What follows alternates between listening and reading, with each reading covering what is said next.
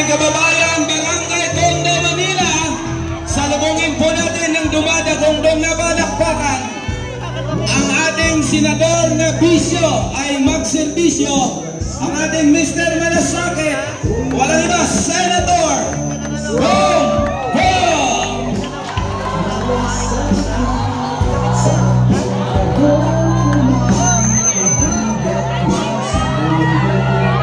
Muli po, Tondo, Manila, ating mong bigyan ng dumadagong na palakpakan ang ating senador na bisyo ay magserbisyo, Mr. Malasakit, Senator Kuya Bong Bong! Go! Go! Go! Go!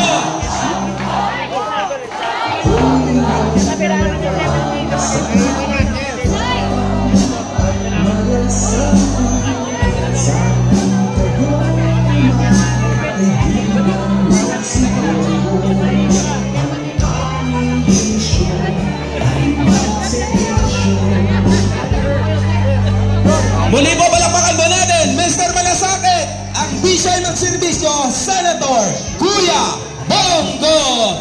Go! Go! Go! Go! Go! Go! Go! Bong Bong! Go! Bong Bong! Go! Bong Bong!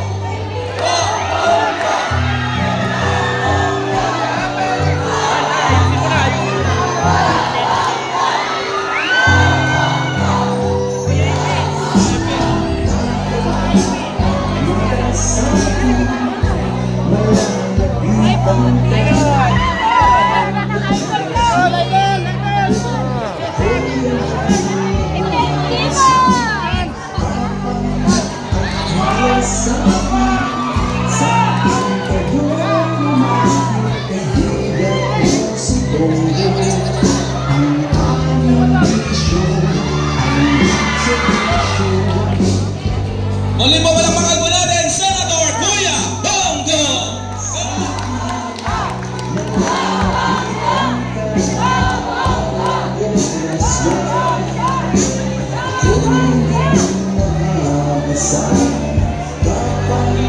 Alam ko, kasama rin po natin ang nag-isang Mr. Philip Salvador!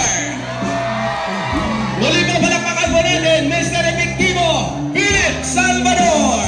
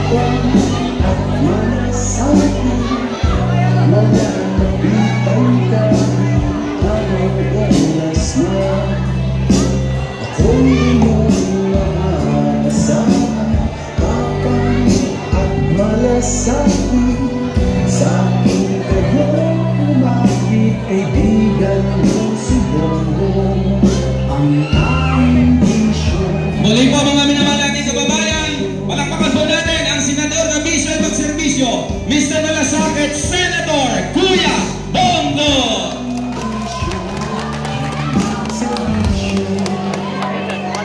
Siyempre ang nag-isang Mr. Efectivo Philip Salvador!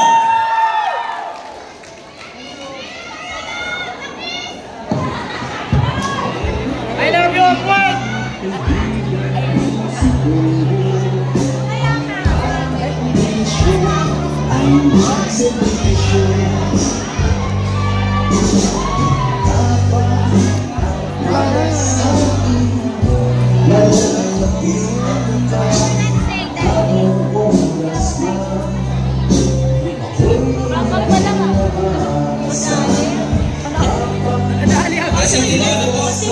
Galing nakadali ah.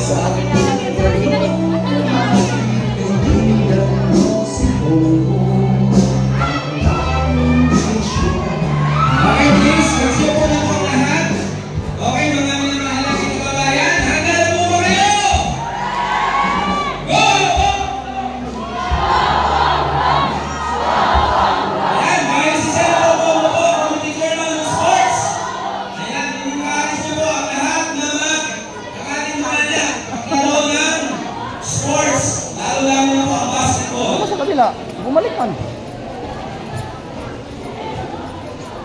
Nandun sa kabila. Hindi ko nakuha niya pag-shoot ng bola eh. Isang bisis lang, shoot agad. Ang ating 3-point king, Senator Kuya Bongo. Anyway, hindi na po natin patatagalin pa dahil napakarami po ng trabaho ng ating Mr. Malasakit. Mga minamahal nating kababayan, sa Barangay Tondo, Manila, atin na pong mapapakinggan ang mensahe ng ating napakabising senador. Ang senador na hindi napapagod sa paglilingkod. Hindi tatalikod sa tuwing may dudulog dahil ang kanyang tanging bisyo ay magserbisyo. Dating probinsyano, kagaya ni Pangulong Rodrigo Roa Duterte, siya po ay nanilbihan noon pa man hanggang ngayon. Walang kapaguran na pagsisilbi sa bayan. Ang ating Mr. Malasakit, salubungin po natin ng dumadagongdong na palakpakan, Tondo, Manila, ang ating Senator Kuya Bongo!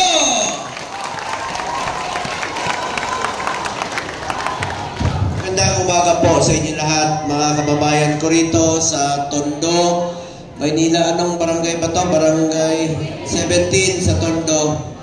Alam nyo, parati po ako dito noon. Meron isang kainan dito ng lechon kawali. Saan ba banda? Saan? Bugbo?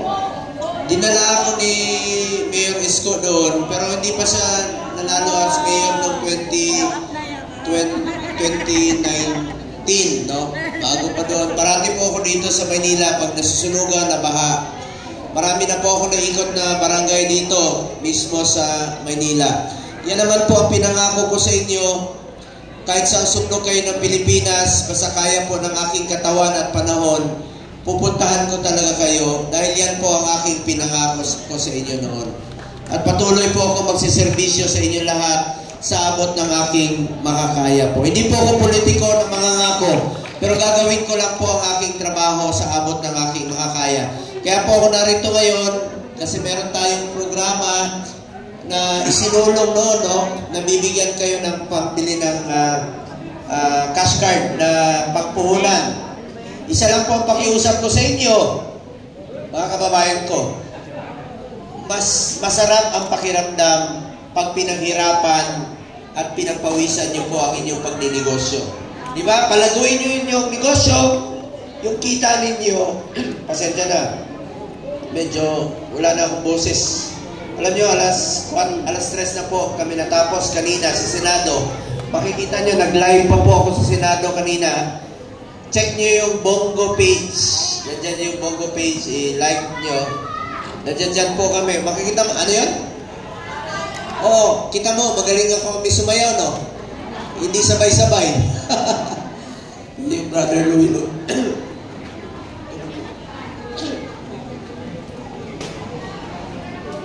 Ganyan, wala na tuloy ako ng boses. Anyway, mga kababayan ko, ako na may walang pili sa trabaho. Kahit anong oras, Lunes hanggang Linggo, magtatrabaho po ako para sa Pilipino. Dahil yan po ang aking bisyo, ang pagserbisyo po sa ating mga kababayang Pilipino. Huwag ko kayo magpasalamat sa akin. Parati ko narinig kanina, may nagpasalamat. Salamat sa mga tulong, sa mga Malasakit Center. May Malasakit Center kayo dito sa Tondo, di ba? Huwag kayo magpasalamat sa akin. Sa totoo lang po, ako nga dapat magpasalamat sa inyo. Dahil binigyan niyo po ako ng pagkakataon na makapagserbisyo po sa inyo. Maraming salamat po sa inyo lahat. Pasensya na, yung microphone ninyo, luya na. Kaedad ni Philip Salvador. Oy, alam nyo, si Philip Salvador, 71 anyos na yun, ha? Pero, may asip pa yan. Magkasama kami noong isang araw, pawis na pawis yung kilikili niya. May asip pa talaga.